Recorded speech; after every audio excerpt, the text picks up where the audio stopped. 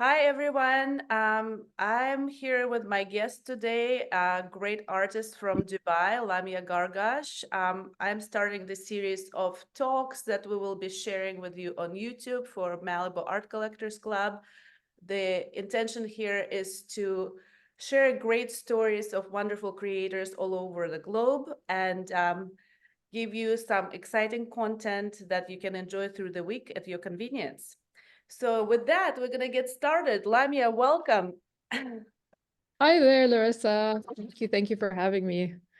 Absolutely. I'm so happy to see you. It's been a few years that we haven't seen each other in person. A long time, honestly. Yeah, a long time. But I remember just seeing you takes me back to 2009 when, Wow.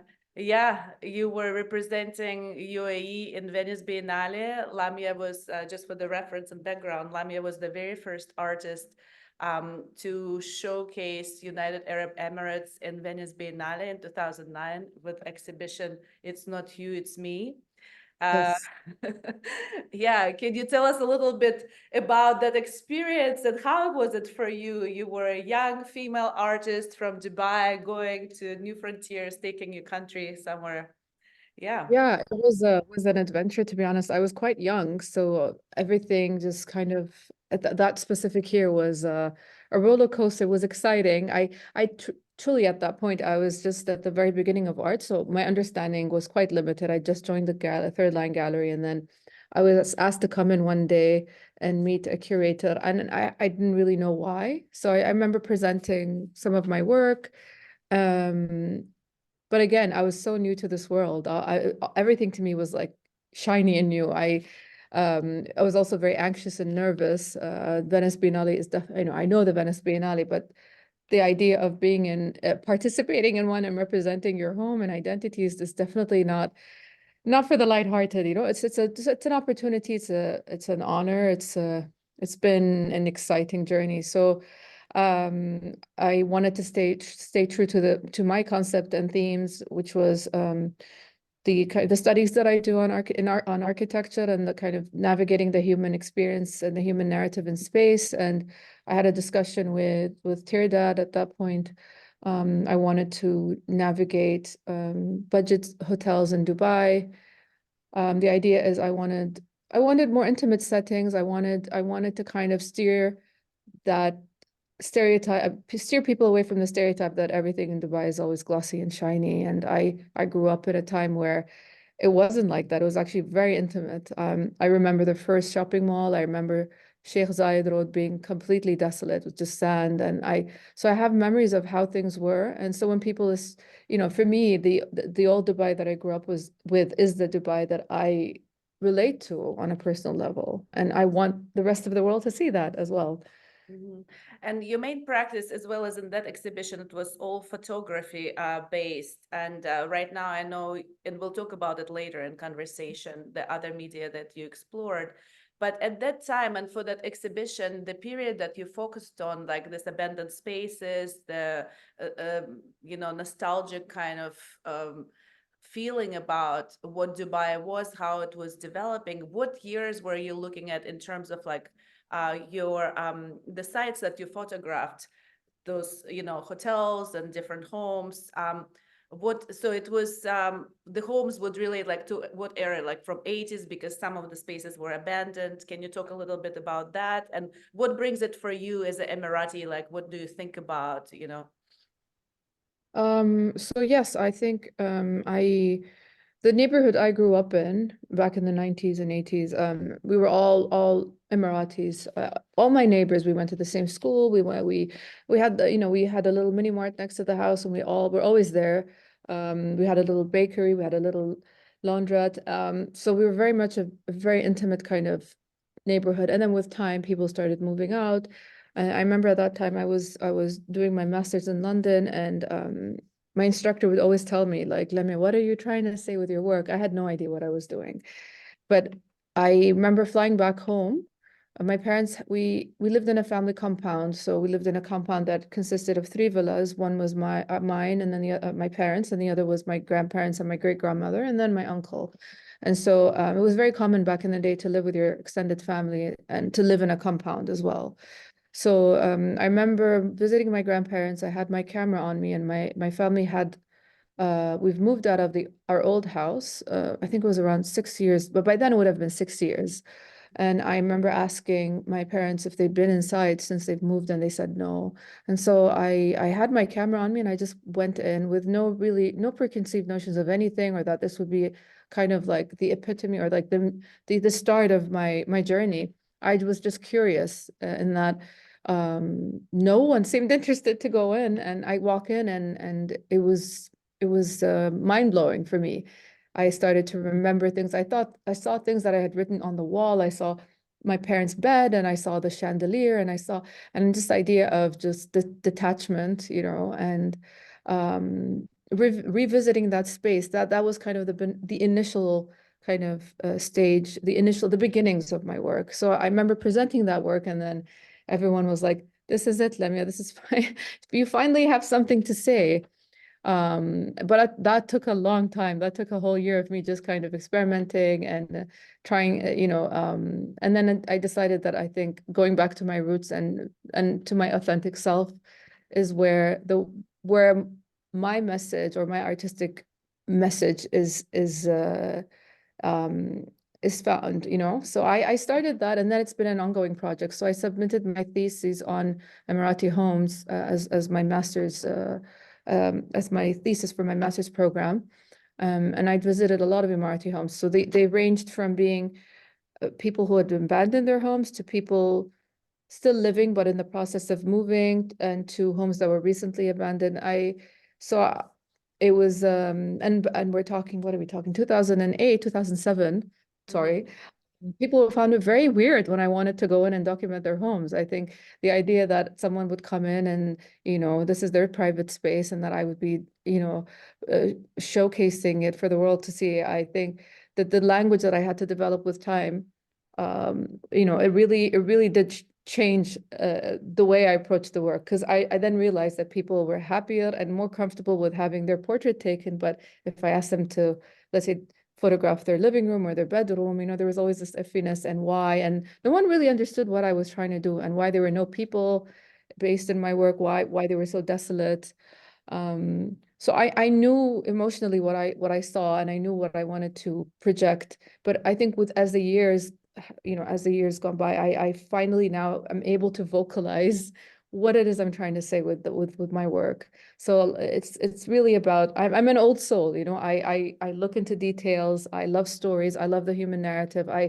When I walk into a space, I always think of the people that have once lived there. I think of the stories and the overlapping of lives, and I work with film as well. So I'm kind of going against the tide.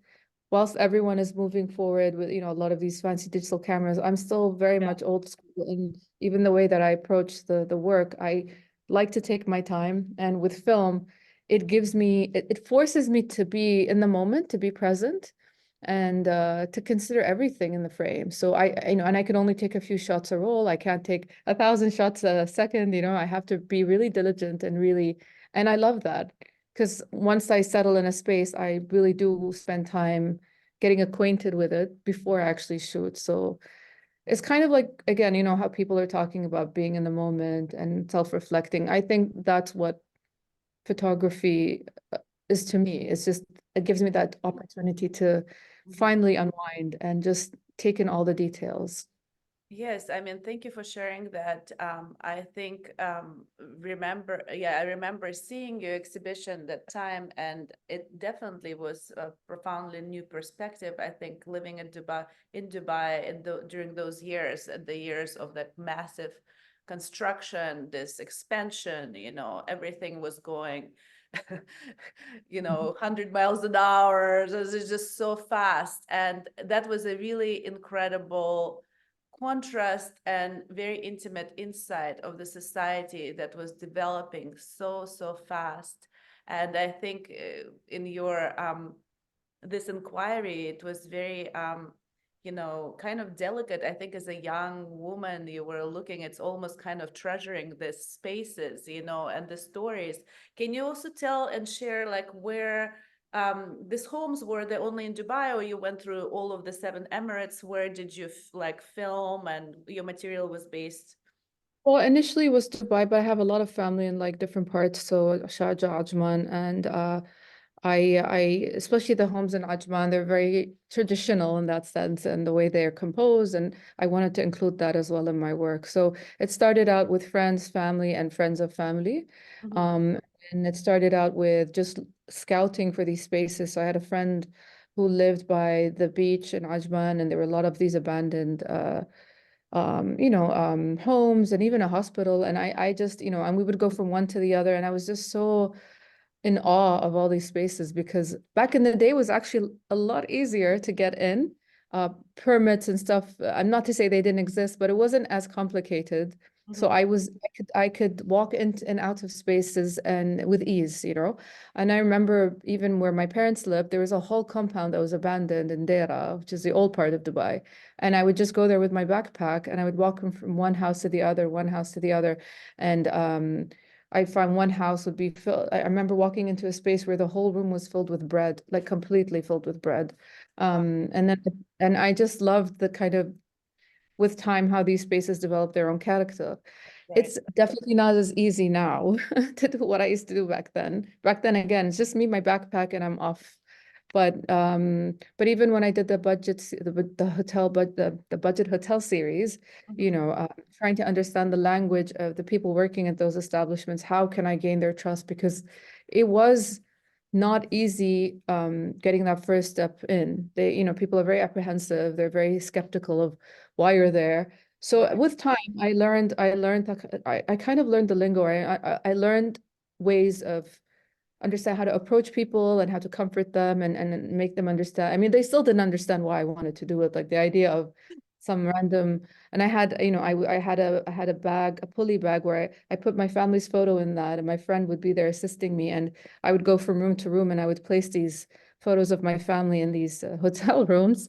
They did not understand what I was doing, and I knew that it would be a challenge trying to get in, but you start with one, you start with the second, and over time, your confidence just, you gain more confidence and you're able to be more eloquent and more, what's it called? Convincing, Yes, yes, when it yes. comes to, but, Absolutely. That's really but fascinating. I mean, were your friends, and I mean, just growing up, I mean, did you know that you're going to be an artist because you went to study in London? How did that kind of take you through life? And what kind of support did you get as as a female artist? I mean, it was still, now Emirates is like really established as a hub for the arts, and the arts have incredible support, but a lot has happened since the early 2000s, right?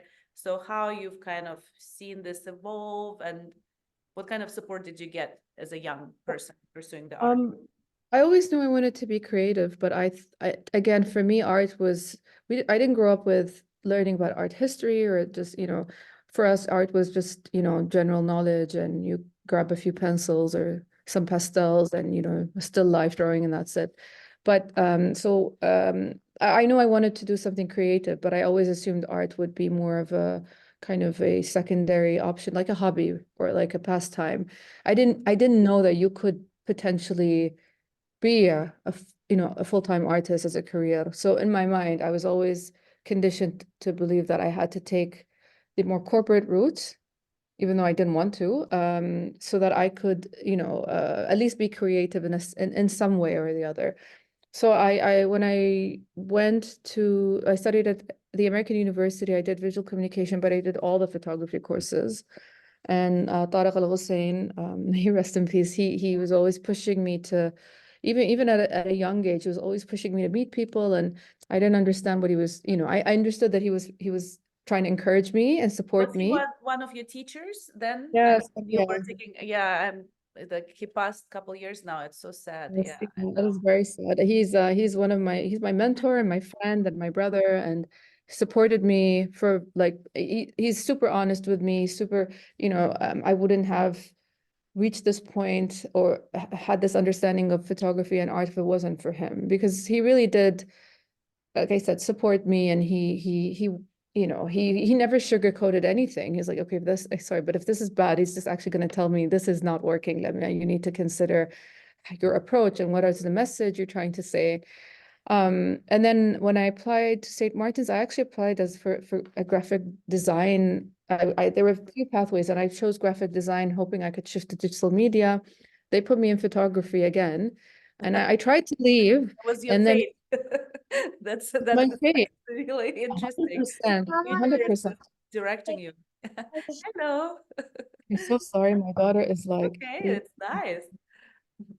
so then in St. Martin's, when the first term was more or less just doing a bit of everything.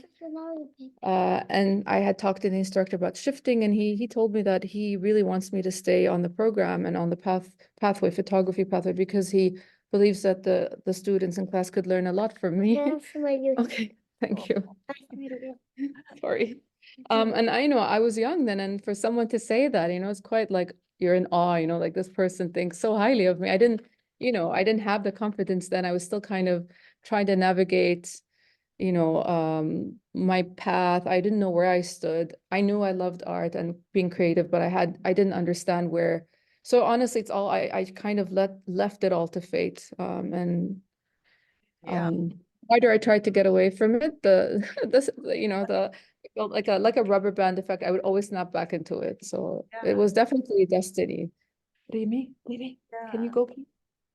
This is really interesting, right? To look back and see how we're guided through life, I think, and supported in something that's important to us.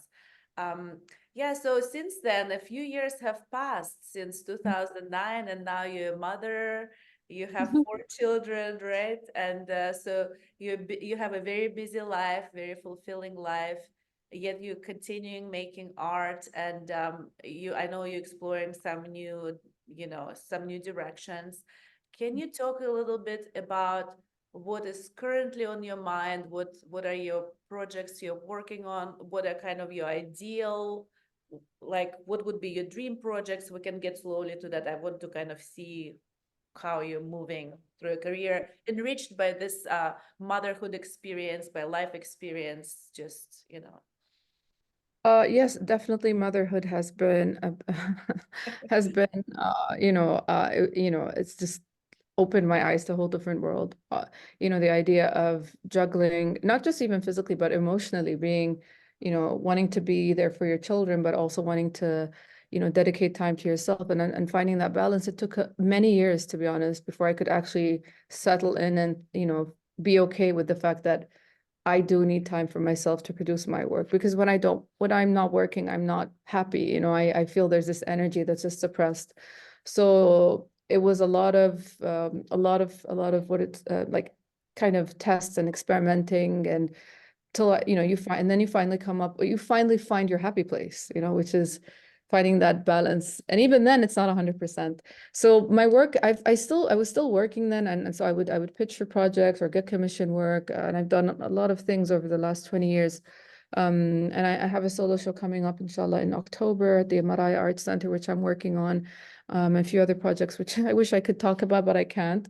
But that are also, yeah. but again, in the line of, very much in tune with what I do, in tune with the idea of, spatial space and the human experience in space. But I'm just taking it to the next level now. So not just photographically, but including, installation and potentially even sculptures. So getting out of my comfort zone a little bit, and navigating it in a whole different direction. But again, all roads lead to Rome. So the work in itself all leads back to the same point and the same emotions that I've always wanted to show in my work.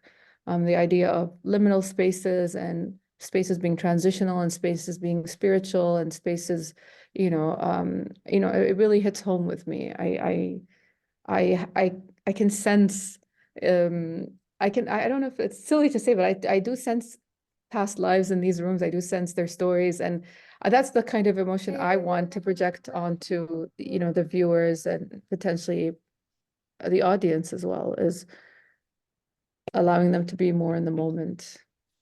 Yeah, I love that. I think it's so important also because I think humanity is evolving and we all understand the complexity of life beyond this dimension, I think. So I think your work definitely is multisensory. I think looking into those spaces and telling stories or sensing through the stories is definitely very powerful message, I think. That presence is there layered. And I mean, seeing your work, is incredible. Thank you. I think the emptiness is also a very central point, because how the space Mhm. speaks and fills the narrative is also very, very powerful. Yeah, thank you for sharing about what's coming. And I know you've been working with film and I know that it always comes back to photography, but I love how you inform your process of photography with all this added kind of dimensions of your creative practice. So they really inform and feed into making it much richer process. So I think that's how I would summarize, I think, what you're describing, right? I'm so sorry about my daughter. She's next to me and she Lovely. always want to be around me when I'm busy. Like she's fine during the day, but the moment I'm on my computer, she's just so I apologize for the noise. Participate as you're comfortable. For me, it's fine. I think it's wonderful that she's curious. Yes, Mhm. hello. Hi, honey. Sorry Yeah, about um, you know how it is with kids. I know, I know. I mean, it's interesting what you said about motherhood. I think it's making us stronger, and we understand that children are they're so powerful. Their presence is so powerful in our life, and she wants to be there for her mom. I love that. She's very Yeah. much, I've got a little studio at home, so they know not to come in when I'm there. It's like, I paint and I do my research or scan but she's always there. She has the But little it's one. our life as mothers and creators, we create the children, we create the art. I think it just paints the full picture, right? Who we are at this juncture. I think that's okay. That's what we embrace as women, people who are creating art. So And the there's idea that mama has a life that's separate from us, which is something they don't, she doesn't, especially the little one. She's like, why do you need to be here for so long? Why do you need to do this? She has so many questions. And I'm like, I just need an hour of peace, time for yourself. Yeah, let's talk a little bit about connecting with artists and how artists network and connecting. Because I mean, being an artist I've worked with artists for like last 25 Mhm. years, I think, and conversations always come down to how lonely it can be in being that space, creating your space, being on your own in your studio hours and hours doing research and stuff like that, often without much support. But I mean, how do you think artists can assist each other? And I mean, this kind of sisterhood connectivity, what can change? What would be great? What do you wish for in that space? What would support you, internationally and locally? I'm curious.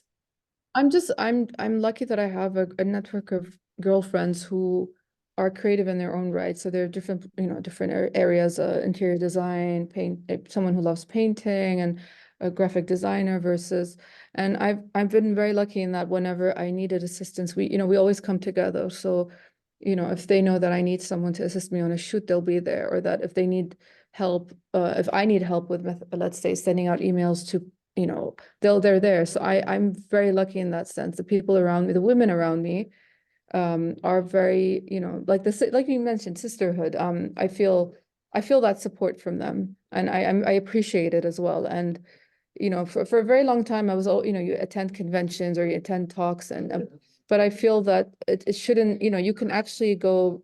It can be more intimate.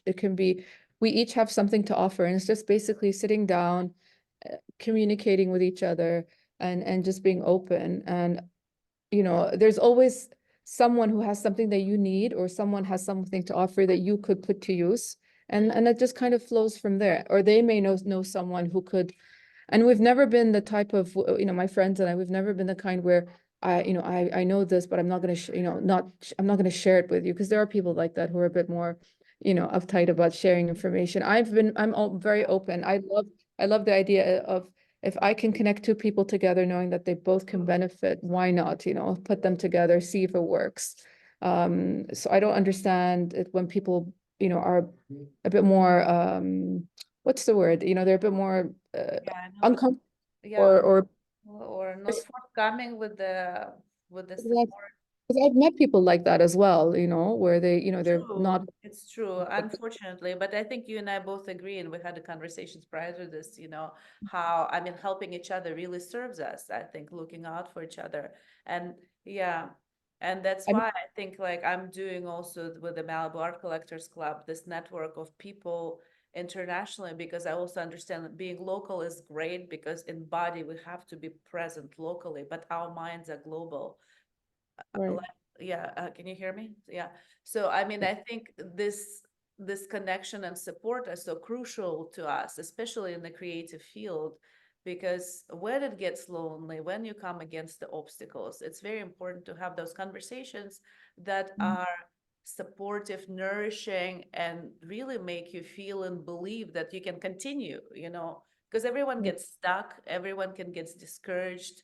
I mean, there are life events that can take you out of that kind of creative, mode. I mean, losing people in life, going through difficult things. Motherhood can be also very isolating for so many women, right? And I mean, so that can be tremendous change, I think, for anybody. So I think understanding it and connecting at that level, yet helping each other, further our creativity, connecting collectors and artists. I mean, that's how I see my role also, I really enjoy that. I love when people find each other, the new projects get created. And I think it's really how the world will evolve, because this separation it's an illusion, right? We're all we're all kind of here together. Well, Like, the world is so much smaller now and so easy to connect with one another. And as you get older, you grow with the people you are with, you grow with them. And then, some people stay and some people leave, but you learn more about yourself. And I always believe that in art, it's never just a one-man job. There's always other people in your circumference that play a key role in helping you get to that point. And it's like, if it's the person who frames the work, if it's the person who, if it's your gallery, if it's a person that, who assist, helped you get there are always a lot, it takes, how they say it takes a village to raise a child. I think it takes a village to create art as yes, well, yes, because yes. it's never, and then you, even in being influenced by other artists, I think, that also means that you're reliant on others. You can't just say, even though I would work on my own. I've been working on my own for a very long time. I'm very good at putting like being very diligent and committed and putting deadlines for myself because I've been doing it for so long. I do like my space, but again, when I feel like I need to kind of I definitely have to connect with my friends and I'll be like, what do you guys think? Get some feedback, yeah, direction, yeah. So And important. I learned so much from them as well. Like, and they've opened up my eyes to like, oh wow, this is something you can actually create. Yes, and then again, your world becomes, rather than being confined to one outlook, it just expands. So I agree. I mean, I think it's really powerful. Let's talk about this artists that have inspired you. You talk about Tarek, who is, of course, very important photographer. He's from Kuwait originally, but I mean, he worked a lot in Dubai as well. But any other Emirati artist or other artists that, I mean, from younger years when you were growing up that you remember influencing you, or maybe it was not the Emirati artist. Until you went to London to study, I'm just curious, what were kind of big influences on you as a young person? um, I think, I mean, for me, a lot of the influence came from a lot of photographers like Stephen Shore, Candida Hofer. Mhm. Uh, when I first went to St. Martin's, I was still very much in that scope of just experimenting. I didn't really understand what it was to have a concept or a theme, It wasn't something that I was used to just creating. So Mhm.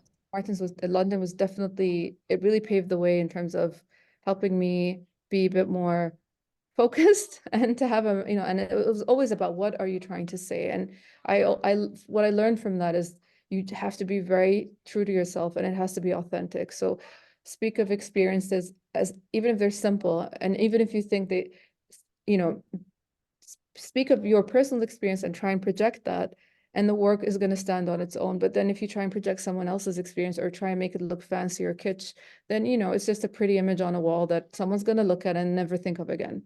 So so I've learned that. I mean, it sounds simple, but really just even sitting with yourself and really kind of delving in and thinking, trying to find out what it is that you are trying to express. It took me many years to be able, like I said, to vocalize it because I could feel it in my heart. And I knew that, and I was okay with the fact that people didn't appreciate the work or don't understand it. I've had someone say, I had a show in Oman years ago, and this woman said to me, she thought my work is, she said, what did she say? She said, your work is like crying over spilt milk. So like, it's almost and I'm like, well, that's your opinion, but the work isn't really about that. It's more personal. It's intimate. It's talking about the banal and the everyday, you grow up in a community. Life is so fast that we really don't pay attention to the details around us. And the work that I do is in some ways confrontational. It asks you to please stop and look at me. And then you get this human presence through the details in the space. So yeah, again, like I said, my issue was never with how people saw the work. It was just being able to find the right words to express it. And 20 years down the line, I'm a lot more comfortable talking about it because I have the right words and I've matured and but it took a while. It took a while. Yeah. Sometimes I think it emotions could don't. take a while in life, right? I mean, I think we recognize this with years passing, how certain things are just not possible. It's hard to articulate things when you're young. You're very good with think putting through all this energy and ideas, but with time you're able to reflect on why they matter so much. Yeah, it's exciting. Thank you for sharing who the artists who were, inspiring you. I mean, right now the landscape of culture and arts in the Emirates has changed dramatically in the last 20 years.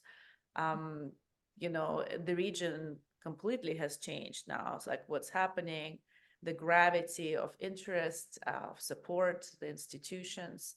Um, how do you feel? I mean, do you see more younger artists coming and being supported? How do you feel that has contributed to your growth and maybe fulfilling more projects, these changes? I'm very much a hermit in real life. I kind of, for me, when an idea pops in my head, the idea is I need to fulfill that vision. And it becomes, so I once I have that project over and done with, I have a sense of relief. And I don't care about what would happen next, but the idea is that I managed to put those emotions into place and I was able to execute the work. So I always have this drive in me where I get an idea and I feel the urge to do it. Otherwise, I'm very happy being alone at home. And but when I do end up, if I get a commission job or if I pitch for work, obviously, it's a very different, it's different because I'd have to, like you said, children and Yeah. making plans and everything. So I'm a very good when it comes to Yeah. making plans. I'm really good. I'm so impressed. My old self will be very shocked. And being organized and having a plan A, B, C, D, and E, because you never know. Yeah. Uh, but in general, like the only thing I could say about this generation is that every person out there calls themselves, I mean, they all call themselves an artist at some point. And sometimes it's used too loosely.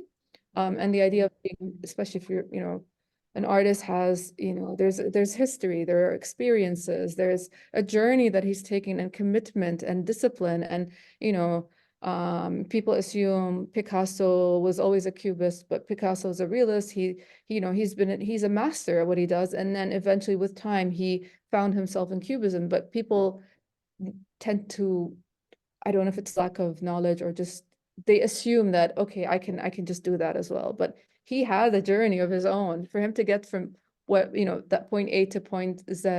It really, he's had years of experience, so sometimes that can sometimes aggravate me because I just feel a lot of artists have been in the scene longer, and it's just about credibility. And it's, again, like you said, identity forming, discipline, commitment to your vision, your theme, your ideas. So, but again, Instagram and whatnot, you can create Very such a beautiful true. Yeah, world. I agree with you. I think the industry overall, I mean, the art world over the last 20 years has changed dramatically. So you kind of have seen it also shifting. But I think the artists, how the artists anticipated their career to unfold, the expectation has changed dramatically. I think it was Judy Chicago recently talking about how in the 60s, she's like, no one was expecting, I was showing in New York, no one was expecting to make money with the art. We just wanted people to see our work. So I think artists, a lot of artists enter the space of being an artist with certain expectations of a career, going through certain milestones, because the information is out there. They know of art fairs, museums, and certain places, but as you said, often overlooking the importance of the vocation artist. Who is the artist? It's a person with very difficult calling, right? I mean, not everyone can be an artist. It's not for everybody. I think the way of living as an artist is very, very different than being anybody else. And I think there's no shortcut. I mean, as a person who studied literature, and I specialized in German literature, I always remembered Buddenbrooks by Thomas Mann. And when he talks about it takes 4 generations to make one artist. So, I mean, we can't forget about this. It's not a common occurrence. So I very much agree with you that it's a very special place and energy. I mean, to me, artists are a nervous system of our planet. So because this is extra sensitive, Yes. people with very distinguished and very acute perception of the world. And what artists really do is alert us to the role. I mean, to me, how I look at the importance of the artist, alert us to important things in the society. In my recent talks that I hosted here in Malibu, um, I quoted another artist from our conversation, and she said, when there's something broken in a house, we know when to call a plumber, but when something is broken in a society, when do we call an artist? I think it's really a very strong message. And yeah, we can, finish our conversation with that, of the importance of that role. And I think, you really helped kind of, you really helped, um, I think, you know, this message, I think, with your story, that how much discipline, how much effort, how much uh, rigorous inquiry into society, into working with the other artists it takes on daily basis to really come to certain exhibition or a certain body of work. I think that's very powerful. I hope so. I mean, at the end of the day, you create because there's this feeling that is just staring inside of you. And like I said, for 20 years I've been doing this. I never created for the masses. It's just always an emotion that I felt I had to project. And if again, how people view the art is all very personal, right? It's subjective. It's everyone has their take on it. For me, the drive was always, like I said, if I have a thought in my head, I'm not gonna be at peace until until I find a way to execute it. And then I'm at peace. And then I move on to the next thing.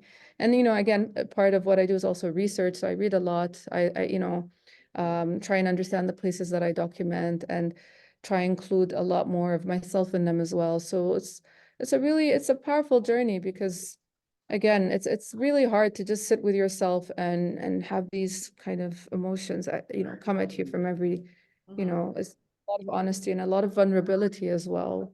And I think sometimes artists, it's being vulnerable is never, it's hard, it's asking for Very. help. And that's why, like I said, like the community of women that I have, my friends, I've learned to take down that wall and I've learned to be vulnerable. And I'm like, you know what, I need help with this, but you develop that trust with time as well. as you grow with your work, you grow as a person as well. So you Yeah. discover things yourself. Yeah, thank you so much, Lamia. I think it's been a wonderful conversation.